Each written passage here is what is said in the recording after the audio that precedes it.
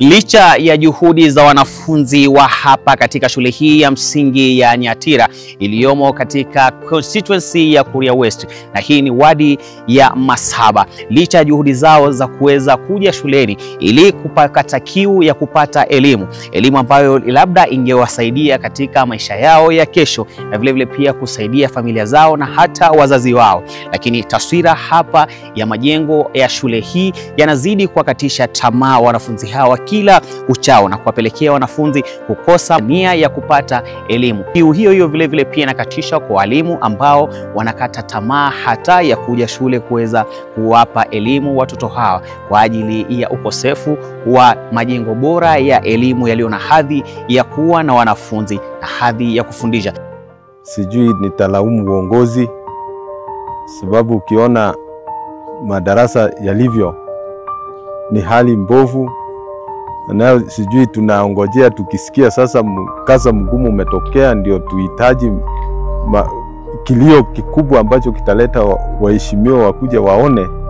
Ukiona kama jengo kama hili tayari halitakiwi hata mtu kusimama, hata vile nimesimama karibu labda naogopa linaweza kuniangukia. Na tuna viongozi, tuna viongozi wa shule, viongozi wa eneo hili ambapo ni mbunge mpaka MCA wote, lakini pia hatuwaoni. Kwa majina ni Angeline Njagwa. Mimi ni mkaaji wa hapa Nyatira. Shida tuko nayo kwa hii shule yetu ya Nyatira ni choo ndio za asiko, watoto wanashare wasichana kwa waume. Hata zimeangushwa na upepo, wakifungua shule hatujui watatumia choo gani jamani. Zetu hazina hata milango, hatujui wanatumia aje. Shule yetu haina fence, haina usalama wa kutosha. Mimi kwa upande wangu ninasikitika sana sababu tuna facility ambaye ni shule ya mwanzo, lakini sasa kulingana na vile mazingira yetu yalipo hatufurahii, kwa sababu sisi pia ni Wakenya kama Wakenya wengine sehemu zingine kokote hapa nchini Kenya. Kuna madarasa mabovu na tena ni machache. Watoto hawana mahali ya kusomea yenye inaweza leta hata mtoto akae comfortable, imekuwa ngumu.